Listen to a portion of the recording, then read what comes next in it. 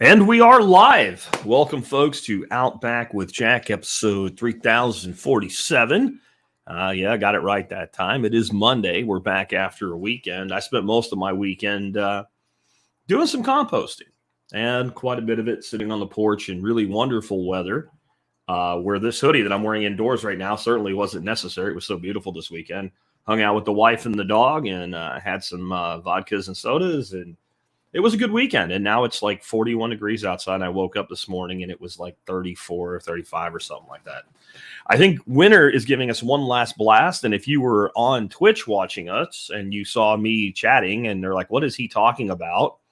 And I'm talking to the people that are on YouTube. All of it feeds into my back office and StreamYard, and I can actually see your comments and what have you before I go live while you guys are chatting in the various chat rooms. So if you ever see me on Twitch and you're wondering, who's he talking to?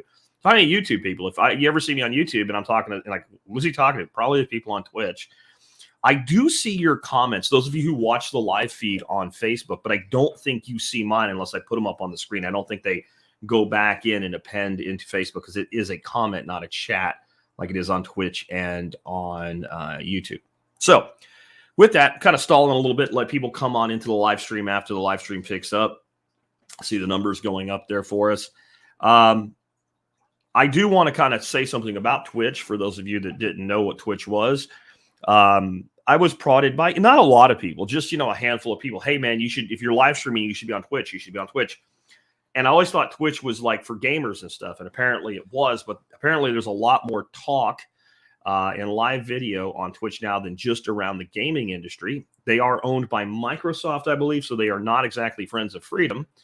But they let me speak for now, so if you guys want to listen to me there and all I had to do was click a few buttons, then why not? Why not give people who like what you do what they ask for when doing so is easy and didn't really cost me anything? And it took me a while to figure out how to get the videos on Twitch to archive, but I did that. And then I found out they archive for 30 days. But if you're a Prime member on Amazon, you can link your Prime account and it'll archive for 60 days. So anything I put on Twitch will be available for 60 days after the stream ends. So Twitch users, there you go. With that, let's dig on into it. Here's what I've got today. Back channel information I have and confirmed with more than one source, and I've seen chatter about it on Twitter, etc. Putin has made an offer to the Ukrainians to leave Ukraine, to cease the war and go home. Whether the offer is, like, if they take it, it'll be legitimate. Whether or not Zelensky or the Ukraine government will take it is up to be seen, but there is an offer.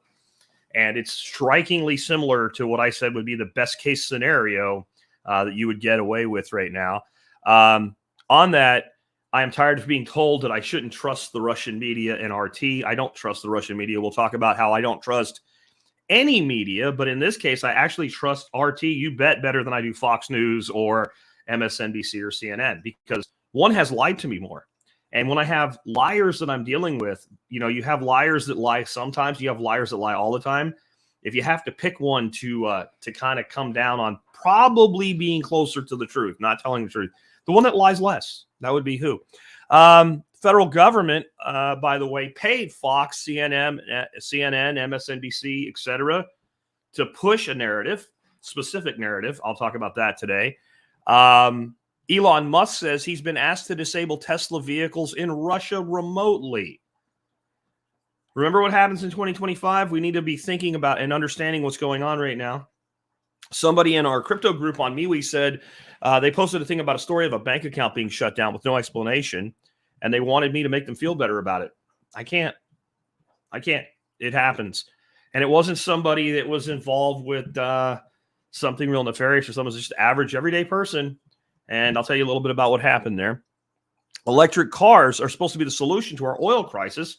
So says the potato and chief, Brandon himself. My question, if we could seriously turn up enough electric vehicles to make a significant difference in fossil fuel consumption in the next year, when we get to it, I'll tell you why even that is ridiculous that would happen right now.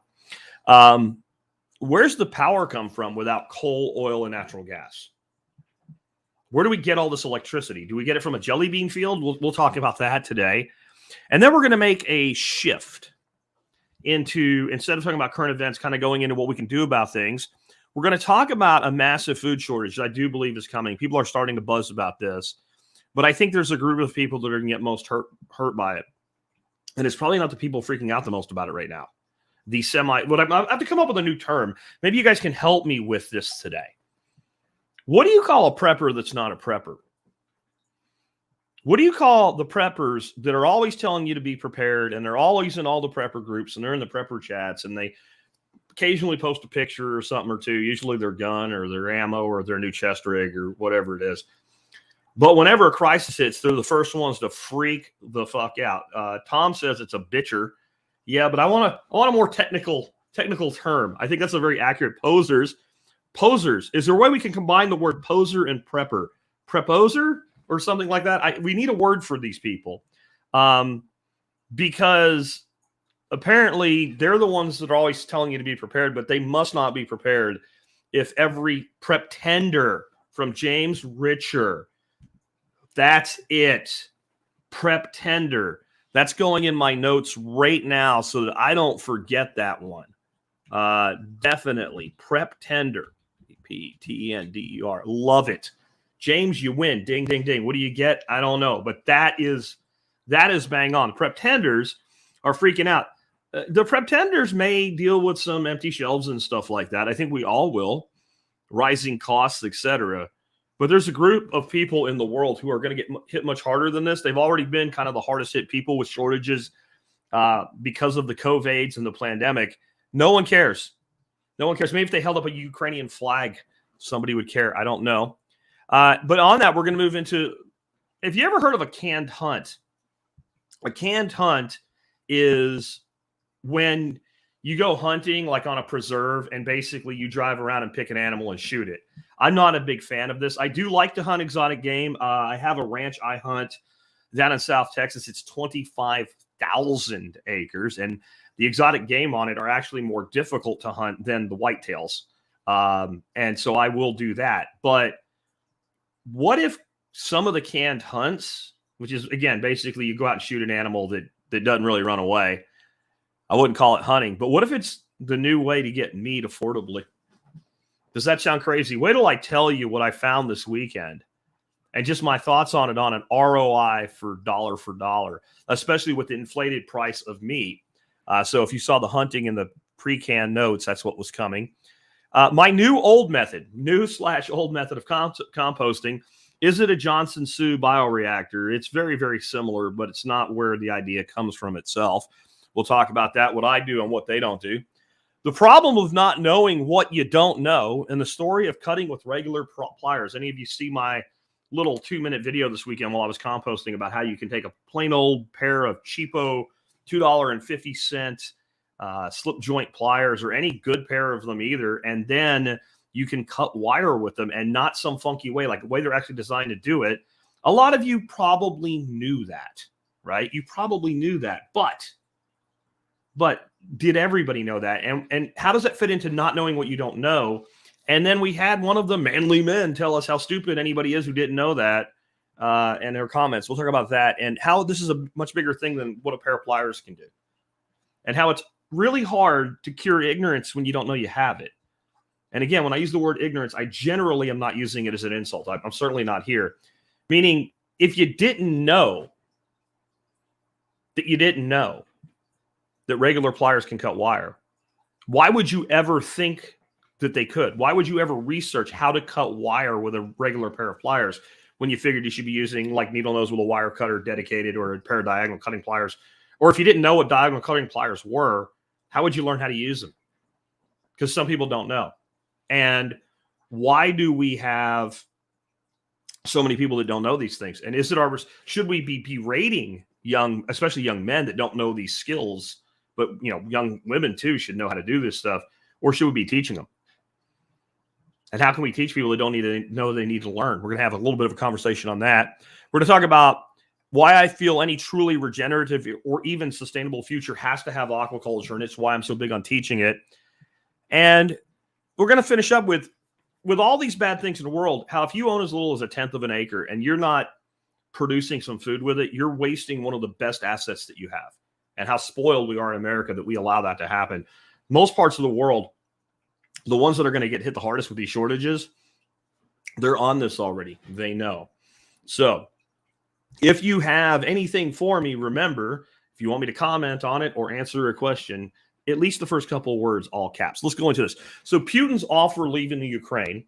There are times when I say this is a rumor. I would say this is still a rumor unless something has happened since this morning where it's come out officially in some capacity. I have not checked since then. I have checked with some back channel sources, and this appears to be legit. Putin has basically said, if you want me to leave Ukraine, then this is what I need the Ukrainian government to do. Number one, recognize Donetsk and Luhansk as independent republics, which I said would be absolutely required. That would be something that Putin would definitely, this is minimum. Now that this has been pushed this far, what you can expect to get out with. Amend the Ukraine constitution to prohibit joining any bloc. In other words, declare the nation officially neutral. Be Switzerland. It's kind of what we're saying. Now, I don't know if the Ukrainian government would be willing to amend its constitution. I'm not saying they should or shouldn't do this. I'm just telling you this is what the offer is, best I can tell right now. But Russia would, whenever you ask for something, you generally ask for more than you are willing to take. So Russia might take some sort of formal agreement to that, or even something that's like, we guarantee for the next 40 years or something. Who knows? And then this one I didn't expect, but I guess it makes sense. And if you think about the totality of where we are at in the world right now, they also want Ukraine to recognize Crimea as part of Russia, which would be like telling China, hey, we need you to recognize Taiwan as an independent country. It's kind of the same thing, right? So if you're opposed to that, then you got to balance your scales one side or the other of this, right? I don't know. If you're Ukraine right now, it's a pretty tempting offer.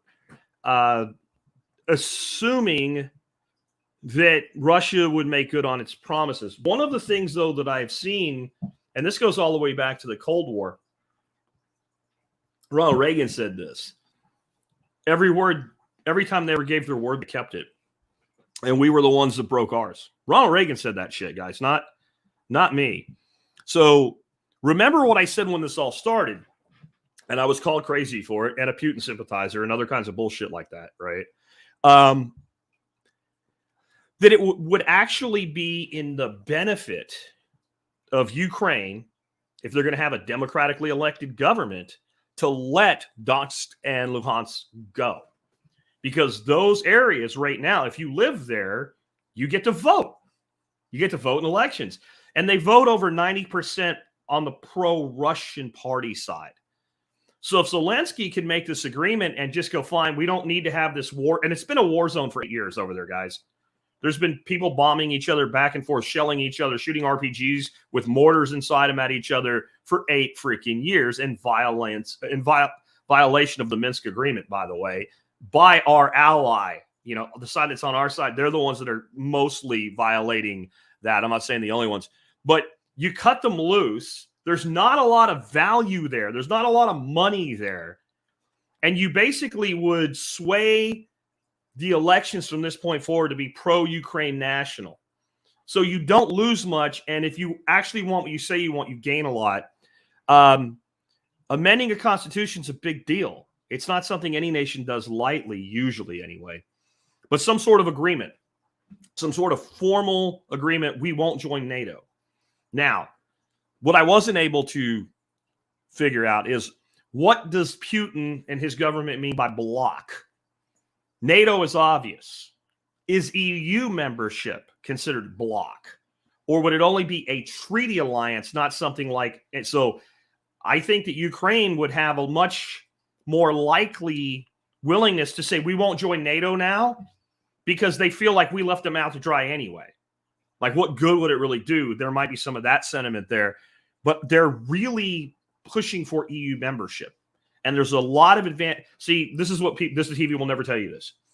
There is a massive amount of oil and gas, well, really gas in Ukraine. Okay. There's a massive amount. We all know that because of Hunter Biden's cocaine money and shit, right? However, what we don't know, because the TV won't tell you this, is Ukraine does not have the resources or the money to develop that gas resource and actually put it onto the market in a real way. And Russia doesn't want them to, by the way, because Russia makes all their money on oil and gas, and they have a pretty big monopoly in Europe right now with it, because they can actually get it directly to Europe fairly quickly, even without that pipeline that's now sort of kind of shut down. Okay. It's much easier to get their gas into Germany than it is to get gas from the Middle East into Germany. And the Middle East is still more producing oil than gas. Right. So Putin would prefer that there not be a great competitor in the market. That is part of this. But yeah, if they join the EU, then there's a lot more incentive for different financial actors to come in and develop Ukraine gas resources. But giving up Crimea has really put a problem on that too, because a lot of the gas that they can develop is actually offshore, including a lot of it that's off the Crimean shore. But where things are right now, it could all still happen if they can be in EU. So would the Russians permit an EU entry in lieu of being told we commit, we will not join NATO, and maybe NATO making a statement, we will not take Ukraine, right? Maybe. I don't know. But that's where we're at right now. And what I want to talk about is I do share a lot of stories right now from RT, which, I've had people email me and go, do you even know what RT is? It means Russia Today. No shit, right? I know all this shit. I didn't know that. Okay, fine. Thanks for telling me there, Hopalong. Yes, I do. And it's run by the Russian state. It's the Russian state media. Yeah, I know that. But what do I always say? Never take one side of the story, ever. So you have to balance the two. So no, I do not trust Russia Today as an entity. I do not trust Vladimir Putin to always tell the truth. Right now, I think you're more likely to get a closer version to the truth, though, from RT than you are from CNN or Fox News or MSNBC or CBS or any mainstream media source in the United States. Why? Because I think our side is more incentivized to lie than their side right now. And the reason I believe that is, unlike a lot of people who just figured out where Ukraine is, I've been talking about these issues since 2009 at least. I started the show in 2008. I don't think I really talked much about this in 2008. I know I spoke about it in 2009. I've talked about the fact that there is a true, absolute Nazi-level fascist presence in Ukraine, that they are incredibly influential, that they are armed. There's entire militias that are state-sponsored that are made up of these people, that are supplied with, ammunition and given certain authority to prosecute war in West Ukraine by the Ukraine government. I'm not new to this. I didn't come up with this yesterday. And I have paid attention to it over the years because two reasons. One, what I do for a living, and two, because my family heritage is Ukrainian. And so it matters to me a little bit. It doesn't matter to me as much as I think some people want it. I've had some people saying I don't deserve my surname anymore because I'm not 100% pro-Ukraine. And I've asked some of these people if they knew what the word Ukraine means. Ask yourself that. Unless you heard me say it before, do you know what the word even means? We think of Ukraine as this state, this nation that's existed for at least a few hundred years, if not a few thousand years, where the borders are. Ukraine doesn't mean a country. Ukraine literally means borderland. It's a region that's always been in this disputed territory. And much of what is currently Ukraine today was not always Ukraine. Like a big piece of it used to be Poland. Right? So that's just how things are. And when I look at what is coming out of RT, I'm sure some of it's lies. But most of it has remained fairly consistent with the knowledge I already had in place. So my view with media is, first of all, you remember the old thing, Reagan and Gorbachev, trust but verify? No. Trust no one but verify. Never trust your media. And I think it'd be really cool. I'll add it. Let me get in the notes here so I don't forget. Paul Joseph Watson put out a video this last week called Modernity. And it just shows what a complete and total cluster that the entire West has become. How insane, how suicidal we're behaving as a society. I don't even know that we can recover. And when I watch that, I go, you know what? There wasn't one thing in there that he made up. In fact, it's all clips of just us doing our own stupid shit. It's like 12 minutes long. It's actually hard to watch, but maybe you should. All right. So no, I don't trust Russia today. But I'll tell you who I trust less. I trust the entities that were paid money directly by the United States government to put vaccines because actual fashion in plain sight. Now, I want to be what I mean by this. I don't mean that your government took your tax dollars and paid Fox News to advertise the vaccine. I abhor that. I think that's despicable. I get that. I don't like it. But I also understand what it is. It's an advertisement. And when somebody sits down and they're watching TV and there's a talking head on the news, and then a commercial comes on and your children are listening to music and they're singing and dancing through a field, and now they can get the shot and they'll never die because they got the magic shot. It's bullshit, but at least you know what it is, right? You're looking at a commercial. You're not looking at news programming, right? Right? Think of the word programming, right? But when we watch the news, if we are normals, right, normies, we expect that this is the facts, ma'am, just the facts, or at least it's the opinion of experts. We don't expect, and I say we, I'm not including most of the people listening to this, and I'm not including myself, but we don't as a society expect that that content has been bought and paid for. Now, those of us who realize how much money goes to Fox News, MSNBC, CBS, CNN in pharmaceutical ads alone means that's not the case. But what we're talking about here is the federal government coming in and going, hey, here's a check. We want X amount of positive coverage on the vaccine in the next month. And the agency going, okay, done. Basically taking news programming and it's actually a paid, bought and paid for informational without the freaking disclaimer. So do I trust Russia today more than that? Yeah. How do we know this? Because the Blaze Media, Glenn Beck's organization, obtained this information through a FOIL request. And I'll try to add that to the notes today. I don't have slides for you today. I don't have examples. I don't have a lot of sourcing done today. I didn't have time today. I just put together the outline based on the information I obtained over the weekend and put today's show together. So I'll have to add some of this stuff. This is confirmed. Elon Musk says, so I don't know if it's confirmed that it happened. It is confirmed that Musk stated it. He has been asked to disable Tesla vehicles in Russia remotely. They said no, by the way. So somebody, whether it was our government or European government or the Ukrainian government or some conglomerate or some group of NGOs that are actually GOs, NGO means non-government organization. A lot of the NGOs might as well just say we're an arm of the United States government or the European Union government.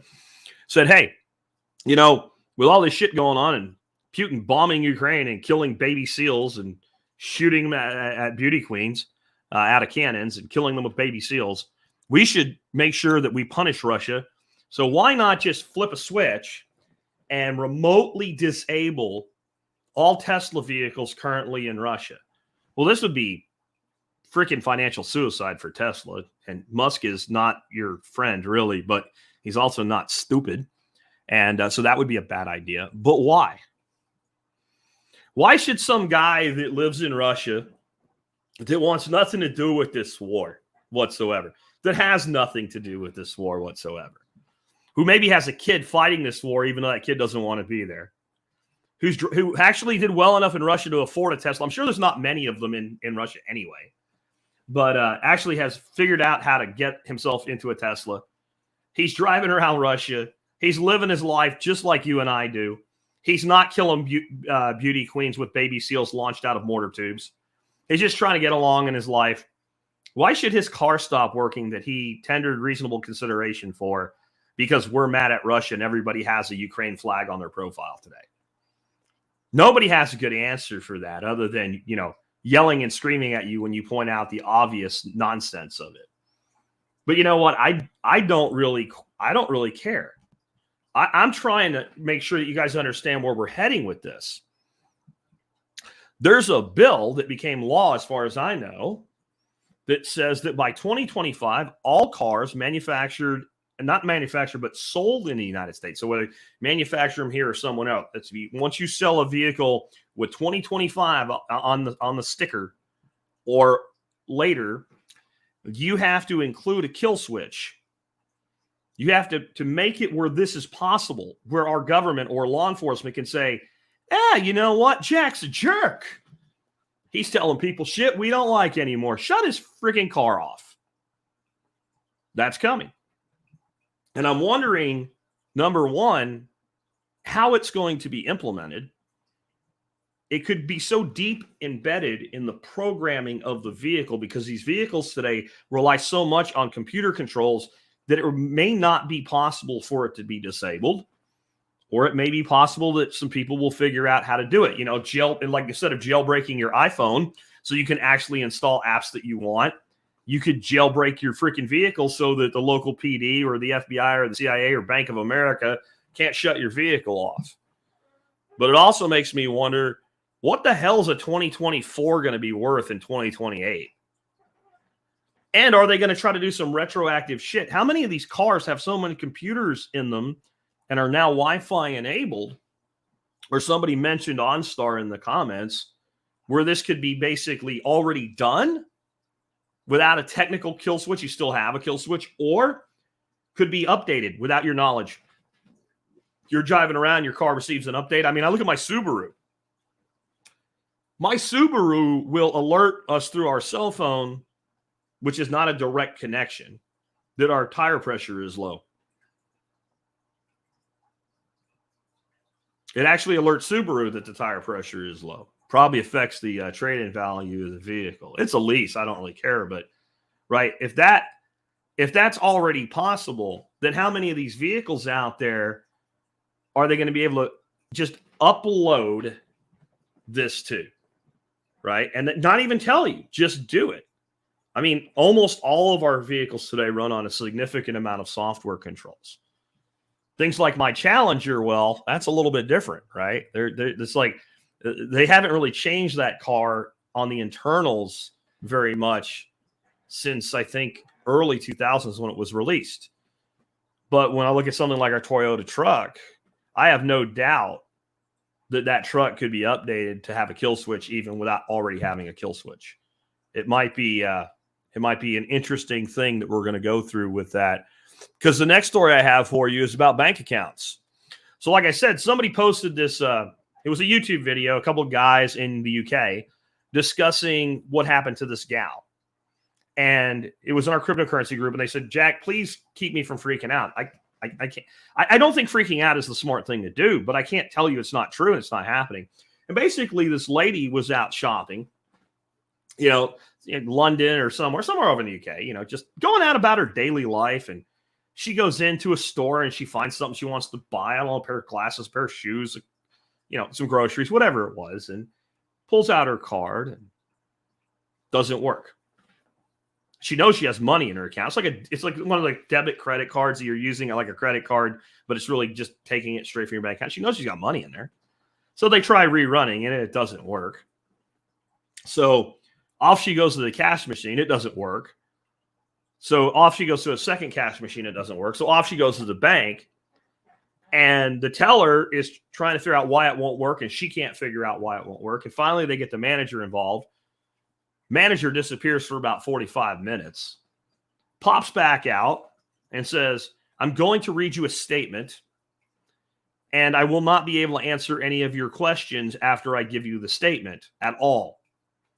So the statement is basically, we have locked your bank account in accordance with some government bullshit that they're allowed to, and you're screwed. It was a little bit more word salad than that, but basically we have locked your account. There's nothing you can do. We have no information as to why. So a month or two goes by. She's trying to survive without a bank account. You know, she's getting paid into her bank account. And finally, the bank says, well, you do have money in the account. and it's staying locked, but here's a check for your money, which sounds pretty good until you're on some list where you can't open another bank account and you have a worthless piece of paper that no one's going to cash it for you. No one's going to take it. Or maybe you can get your brother-in-law to cash it for you for 10% or something. But then does he really want to do that? Because he's worried that because he's now associated with you, they'll lock his account. This kind of crap is happening, folks. It's happening all over the world, especially the developed world. Why do you think? One of the reasons I've told you to get involved with cryptocurrency and to never hold your coins on an exchange long term. Use a wallet, at minimum a software wallet like Exodus. Better, as you increase your holdings, that you use something like a hardware wallet, like a Trezor or a Ledger Nano or something like that. Why? Because there's literally nothing they can do about that. Now, that doesn't mean that if you have a couple $100 grand sitting in Bitcoin and they lock your bank accounts, you don't have a problem. It doesn't mean that everything you need to pay for is going to be something where somebody will take Bitcoin. What it does mean is you have an alternative. You have a problem. It's just not as big a problem as if you don't have that. Plus, you have the long-term value, everything else, right? This is also why I say to keep cash. Now, people will say, well, they're waging war on cash. They're going to get rid of cash eventually. And I don't believe in holding too much cash because right now your cash is eroding at about 10% to 20% per annum. You decide. So you got 100 grand in cash. Best case scenario, it's worth 90 grand the end of this year. I think we're going to do way worse than that. So you can only hold, it's like I said, there's an opportunity cost in holding cash. It's an insurance policy. When shit like this happens, at least I got something. And if there's some sort of big opportunity, I have this immediately liquid asset that I can spend it on. But they're going to ban it. Well, when they ban it, then we'll worry about that then, right? They're not going to one day you can use cash, next day you can't. There's going to have to be some sort of transitionary period. And that's just going to, like, that's how these things are always done. So, guys, if you're not taking this seriously, I think you need to. And I think we're this close. And for those on the audio only, I'm holding my fingers about an inch apart. I think we're this close to this becoming really widespread, and the wrong person in the wrong place of power simply making lists of people and shutting off their access to funding. Or saying, if you want to keep access to your funding, here's the things that you're going to have to do. People don't get it. When I talk about fascism in America, which the news media story I gave you with, Fox being paid to tell you vaccines are good in news programming versus in a commercial, that's fascism. That's textbook fascism. But people always look at, well, fascism is this totalitarian level of control, right? So when they don't see, incinerators and people being, executed in gas chambers and incinerated like the Nazis did, they don't see fascism. They've been so conditioned that that's what fascism is, that they don't recognize it. They do understand the word totalitarian control. In our society today, there is no better way to exert totalitarian control over people than through economic controls. Economic controls are social controls. All one need do is look at China and their social credit system to see how powerful that is. Basically, there are people in China right now that have somehow offended the people in power. And for instance, a lot of people in China, unlike the United States, do get around on trains. And there's classes of trains. There's like trains you'd be happy to ride on and trains you really wouldn't be. And they go to the same places. Think like back during the Titanic, like first class and third class, like that. And if you've offended the wrong person, the main reason you can't ride in first class is even if you have the money, your money won't work to buy the first class ticket. This shit's coming, guys, and we need to take it seriously. And crypto is one of a multi-pronged strategy toward having assets that are tradable if it happens to you. Precious metals, yes. Real estate, yes. Can they seize real estate? Sure. It's a little bit more complicated, though, than just flipping a switch. And one of the things that we really have to understand here is it is inevitable that when they create a system like this, even if the people behind it attempt to use it for good, it will inadvertently be used for bad. right? And I'm not even talking malice. And what I mean is there are people that decided, well, you know what I'm going to do? I'm going to go take an airplane trip somewhere. So they buy a ticket. And then they go to the airport. And then they go to get on an airplane. And then they're told you can't get on the plane. And then it takes a lot of rigmarole and shit to find out why I can't get on the plane. But in the end, you find out, well, that person's now on our terrorist watch or no-fly list or something like that. And this has happened to people where it turned out that the parent could fly, but the kid couldn't. And the kid's like 7-year-old. 7-year-olds on a terrorist watch list. 7-year-olds on a no-fly zone, no-fly list. Why? Had the same name of somebody that actually was on the no-fly list, and there was an error. Sometimes it takes years to clear that error up. So even if you don't believe in the malice of this, the fact that they're building a system with which to do it, which already exists, they're just formalizing it and making it more universal, means that even if it's never completely turned against people, you could be the one that draws the short straw in it, or the Black Rock, if you know the story of the Black Rock. All right, so I have another question for you guys. The potato salad in chief. Let's put up our banner for the potato salad in chief, right? Let's go, Brandon. And somebody's asking me for solutions. We're going to talk about solutions in just a moment here. But the potato salad in chief, let's go, Brandon. And we're full on with let's go, Brandon today, right? Right here, right? Let's go, Brandon, with the cat in the hat and the AR. This is one of John Willis's shirts. He says that this is a short-term problem, the price of fuel. It's a short-term problem because we are aggressively transitioning cars in the United States to electric vehicles. Okay, great. I'm not a pessimist in the general concept on this. I've been saying that by 2030, most vehicles will be electric in the United States. But I have a question, and this is a serious question. I'm not just being a dick here. Where's the electricity going to come from to go into the car to make the car go down the road, right? Where is it going to come from? Well, Jack, these new electric vehicles, you just plug them in to the outlet, and the power comes out of the outlet. Oh, okay. Maybe I wasn't clear enough. Okay. Where does the power that comes out of the hole in the wall or at the charging station come from? Jack, it comes from the electrical power generation, plant. And it goes through a bunch of substations and shit. And then it comes out of the hole and it goes into your car. Okay. Maybe I'm slow. Okay. Now, what do the people that run the power generation plant use to make the energy?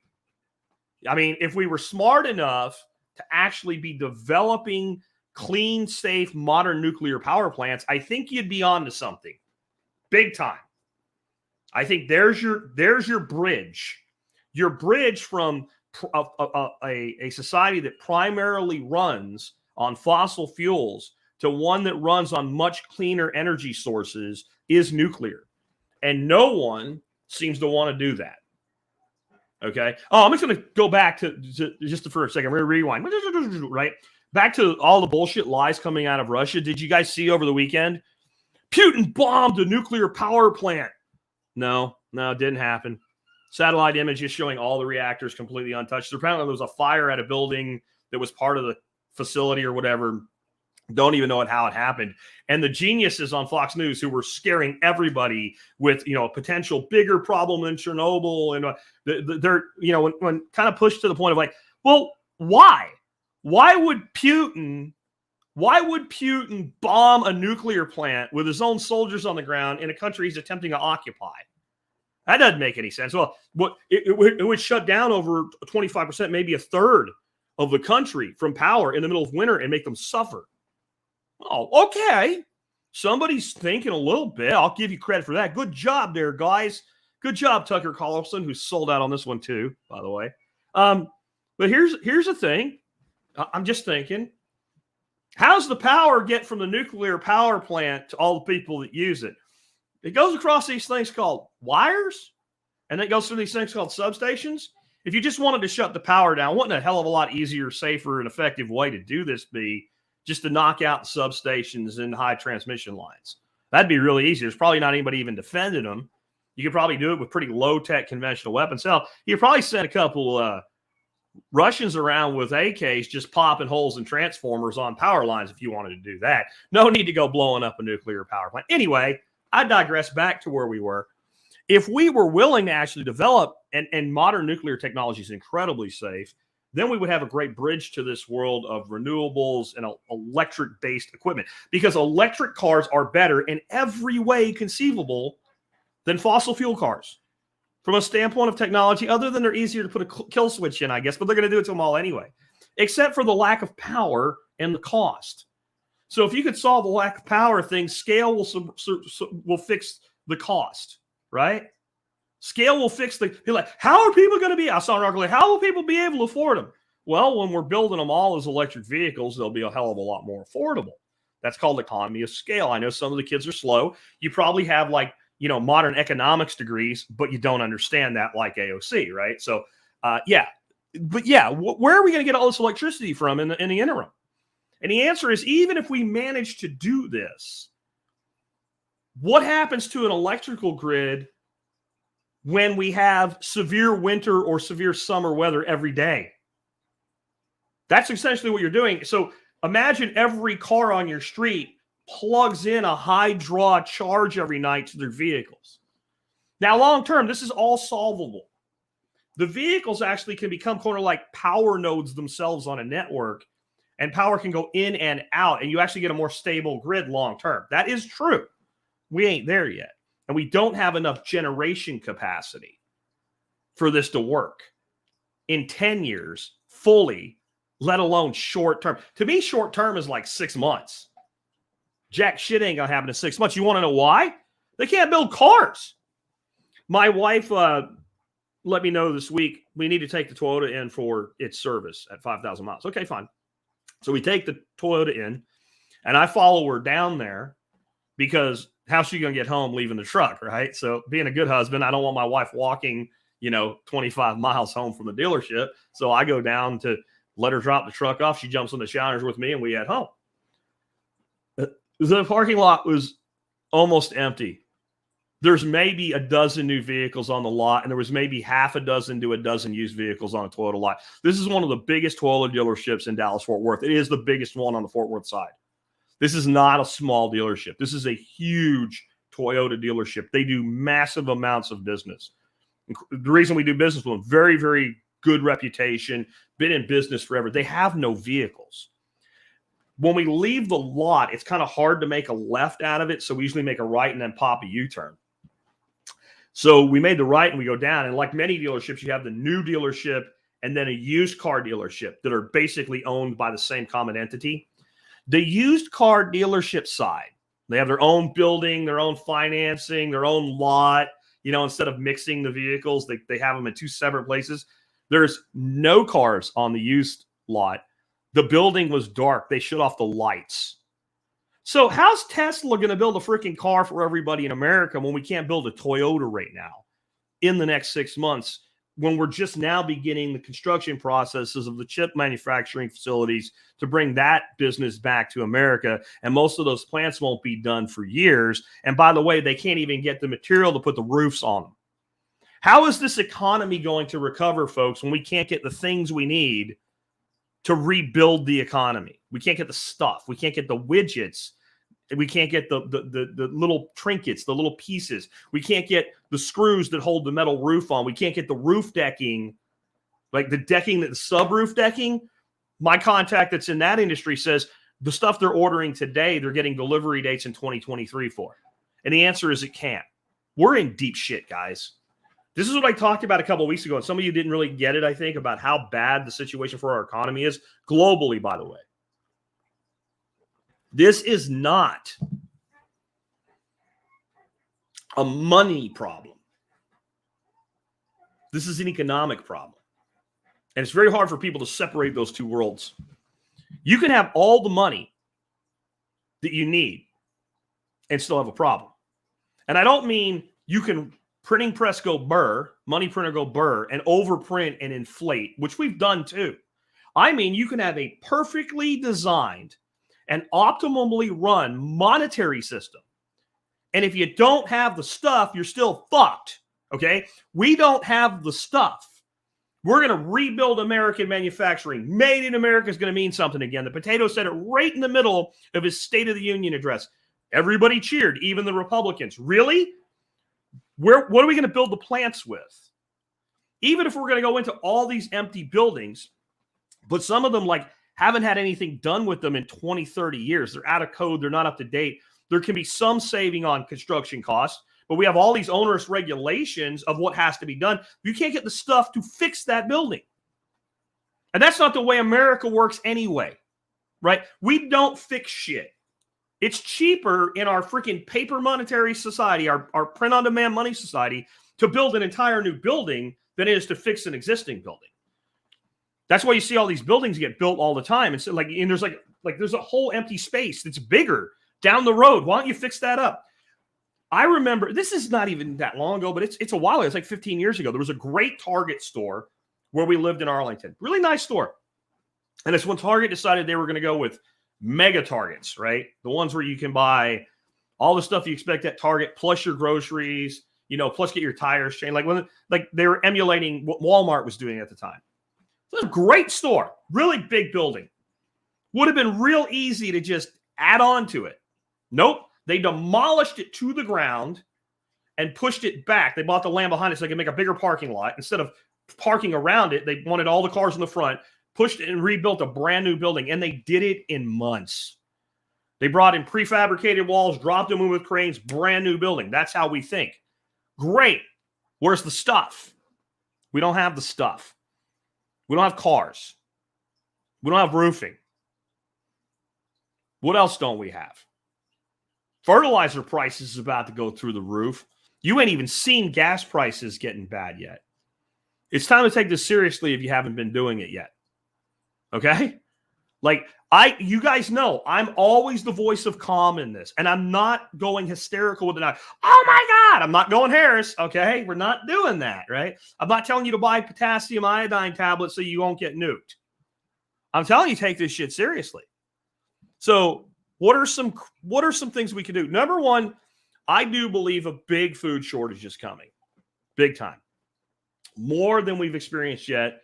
And I believe it will be a major inconvenience for many people in America. I believe the people that will be hit the hardest by it in America, though, are those with the lowest income. Because it is primarily going to hit us where the cheap food lies. All the food that's made of corn and soy and wheat is going to be the stuff that goes up the most proportional to its current cost. Doesn't mean steak's not going to go up. It means that steak's gone up and it's only going to go up so much more. But food that's still really cheap right now, you either won't be able to get or it'll double or triple in price. And if ramen noodles triple in price and you are somebody that's doing fairly well economically, you won't really care. But if you're somebody that actually has to eat them a few times a week because it's what you can afford, you got a problem. But you know who's going to get hurt worse than people in the developed world and things like that? People in the third world. The people that deal with starvation and famine on a daily basis. The people that have been hit the worst. Rural India. Rural Africa. Right? The places where they always have these ads for feeding the children. But the people that are so worried about feeding the children are walking around with a camera following them with a little kid that's starving to death with flies on his face. She looks really well fed or he looks really well fed. Why don't you give them something to eat while you're standing there? Right? No, we want to appeal to emotion fallacy that if you send us money, we're going to feed that kid. We all know they're going to keep about 70% of that money for themselves, and they're going to distribute just enough to give legitimacy to their nonprofit and not paying income tax. We all know that. Those people. This, however, may be one of those times where a lot of those people are better suited to get through this than some of us are, because we waste so much in this country. And I don't mean throwing food away. I mean, we have so many resources we could be using to feed ourselves that we don't. And that brings me to just one idea I have for what might become. It ain't going to be for most people. Most people couldn't hunt. If you walked the deer into their front yard and pointed the gun for them, all they had to do was walk up and push a button. They wouldn't be able to do it, or they wouldn't be able to figure it out. And I am not saying this is a good way to hunt, but there are hunts, I call them canned, and they're at different levels of canned. Some are completely canned. Some are, it's just way easier than it should be. I'll put it to you that way. It's not like you have the animal on 100 acres in completely fenced in open field and you drive around an ATV and shoot them off the ATV. That happens too. That's fully canned. But there's places they have, 1,000, a couple, 3,000 acres. Usually it's fenced, high fenced.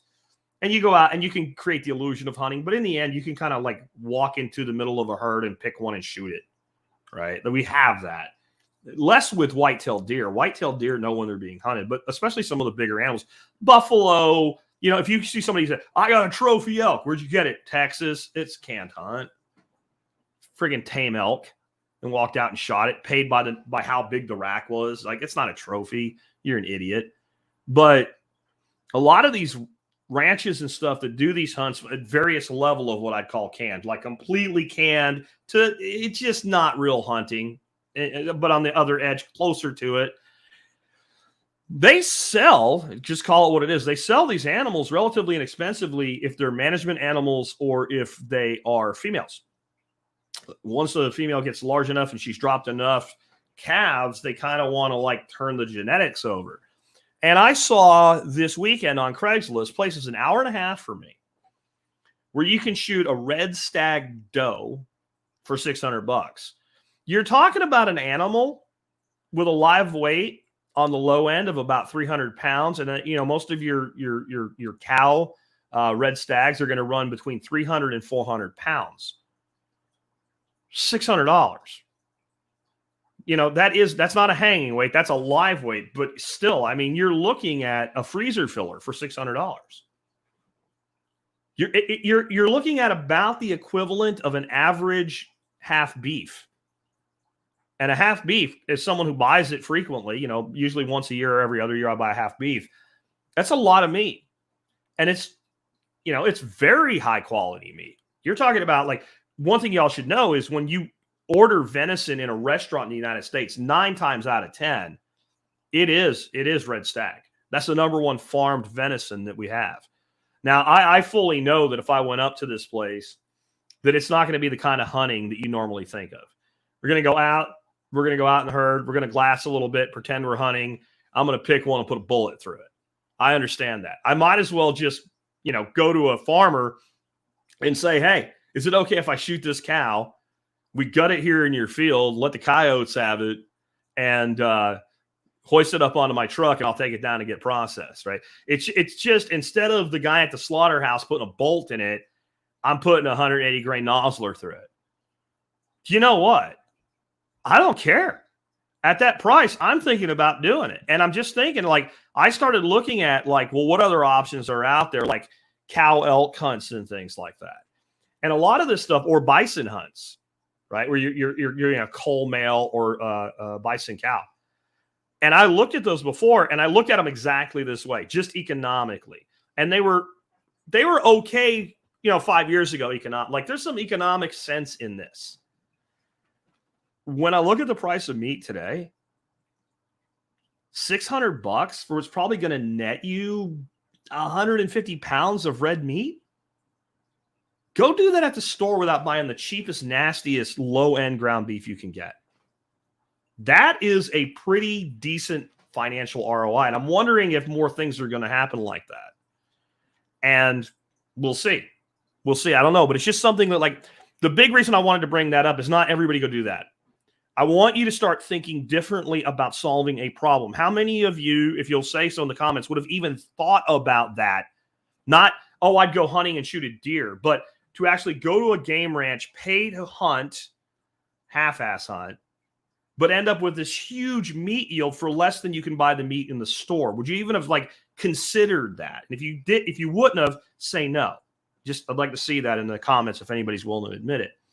Because it makes me think of when COVID started, and I had people, and I never said this publicly back then because I didn't want to create a rush on it, but people back then were emailing me and saying they're freaking out. They should have done more to prep, and they wanted to lay up, like, wheat or barley or like that. And when they went to Honeyville or wherever, it was all sold out and they couldn't get any. And individually, what I responded with was, have you checked the Homebrew Store? because they got plenty of barley. They got plenty of wheat, 50-pound bags. You probably have a homebrew store in your own backyard. You can drive right up there and buy 3 or 4 bags of it. Right. I'm not saying you should. I'm just saying if you really want some, you can do that. Or why don't you go to the feed store and buy, seed quality wheat or seed quality barley. They'll sell it to you, and they had plenty of it, even in the middle of it. Or go to a restaurant site like Webstaurant.com, and there was plenty of food available you could order and have shipped right to your house with very low shipping. And it's a restaurant supply website, but they don't care if you're actually a restaurant or not. And it is going to be this type of thinking that's going to help you thrive through the shit that's coming. Those 2 things are not things you should say, oh, I'm going to do that. You should start to evaluate these various shortages and crises with a different lens. What can I do about it? Next, we'll go to something totally different. One thing you can do is grow food. And to grow food, we need fertility. And I've been talking about how I'm composting now. And people keep bringing up Nick Ferguson talking about something called the Johnson-Sioux Bioreactor. And I think the first time he really talked about it publicly was right here at my place on my back porch during a workshop. And I think it was last fall. And he was sitting there on the porch, and he was kind of sitting like this with his fingertips together.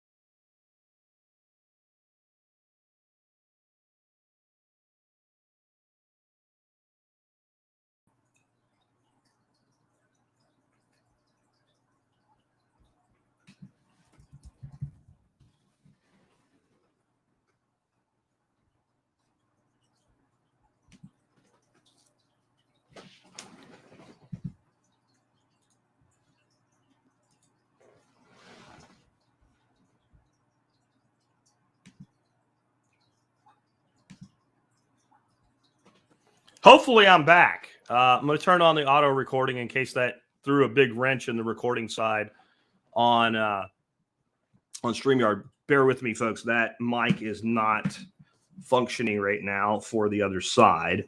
And if you guys can let me know, do you see me? Am I good to go again?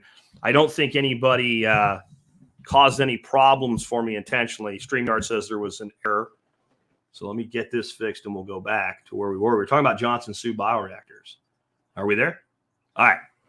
So anyway, Nick Ferguson was sitting on the back porch and somebody asked about compost and turning compost. And he was like, no more compost. Compost is bad. And like people dropped their jaw when he said it. And he was like, let me rephrase that. Turning compost is bad. And he went through explaining what a Johnson-Sioux bioreactor was. And I was like halfway paying attention because I have other things that need doing during a workshop. And I've since heard a little bit about it. And what I heard is partly what I'm doing. And for those that haven't seen it, the way I'm composting right now, I take a scrap piece of goat fence, basically 3-foot high goat fence, which I guess is not very good goat fence. And I have plenty of the scrap laying around because it was something that was used to build some fencing that I took down. And I make a ring that's about 5 foot in diameter, 3 foot high. And I just pile all of the deep mulch out of the chicken coop into it.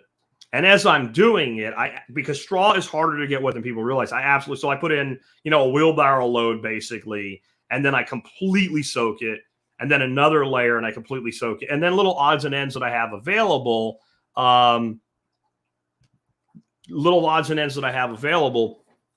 I pitch in there as Kickstarters to the composting action or things like that. Like I take and put a bin full of wood chips underneath where my chickens mostly roost, and then they poop instead of on the litter, they poop into that bin.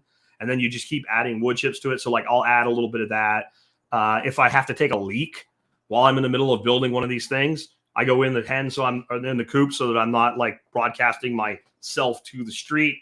And I pee in a bucket or I pee in a trough, and then I dump that in there because that's a good Kickstarter for composting and things like that. And I just fill this thing up. What I do differently though, again, is surrounded by fencing so it can get airflow. And I take 4-inch pipe with some holes in it or some slits in it from a chop saw, and I put them down in it. And this is where the bioreactor.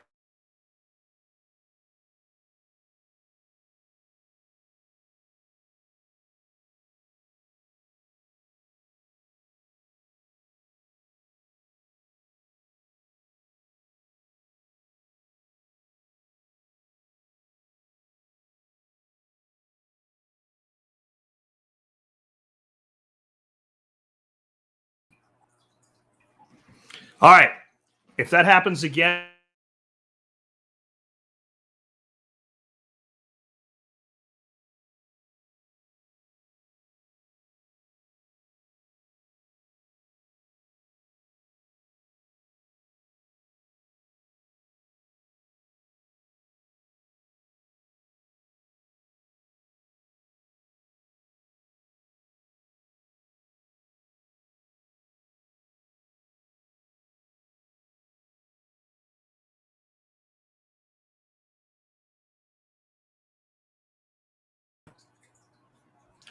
all right, guys, if that happens again, hopefully I'll get through this. I'm going to give up on the live stream and I'm going to finish on audio anyway.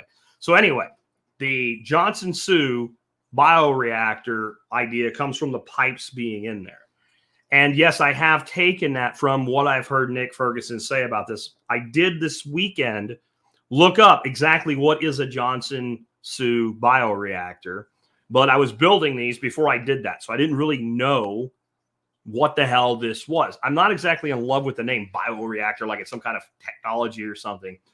But the real bioreactor that Johnson Sioux, this guy Johnson, I guess, makes it. I don't know if he's got a partner named Sioux or something. It's really tall, and he builds it out of like this heavy metal thing, and then you have a tarp, weed blocker around it, and then it's got this complicated jig that holds 5 pipes in place while you fill it up, and that's like made out of rebar, and it's complicated, right? All I do is take that ring of fencing and throw it on the ground. And my pipes, I just stick the pipes in there. I'm using 2 because I don't have any more scrap pipe around. But 4-inch pipe is kind of what I usually use with this. And I think I would do 4, but 5, which is the Johnson Sioux model, wouldn't hurt anything. They're also building theirs on top of a pallet, so there's more flow underneath. And it's really tall, so they're like dumping buckets way up into this thing. He's also using the concrete mixing trays, which I think are one of the most versatile tools that you can have on your homestead. They make them 7, 14, and 21 gallons. Home Depot and Lowe's sell them. They're really cheap. I use them for my ducks. They're those black trays you see. But he's filling one up with water and putting all the material in it, soaking it, and then moving it to a bucket, letting it drain out, and then adding another batch, and then taking that soaked material. And it's incredibly labor intensive looking to me. And I just don't know that you're going to get a much better result by doing that than just doing a simple thing that I'm doing.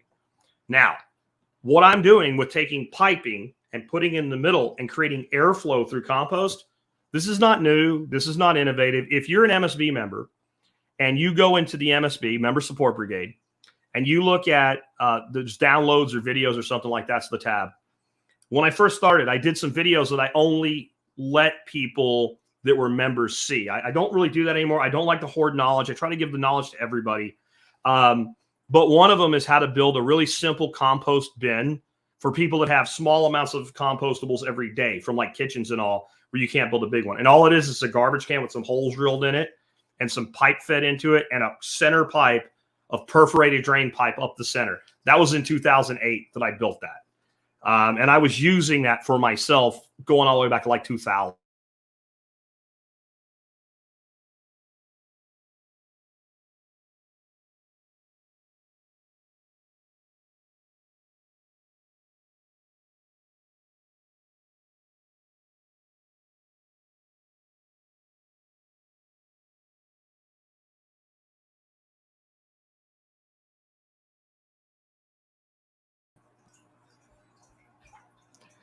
All right, guys, this is just not doable. You're going to have to catch the rest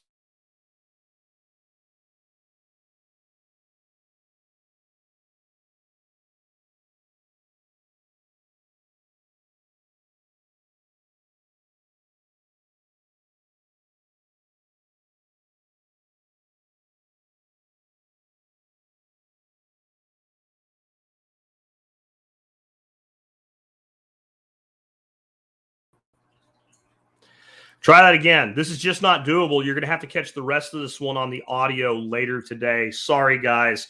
Not on me. This is all on StreamYard. But I will finish this up and put out the audio version about an hour from now.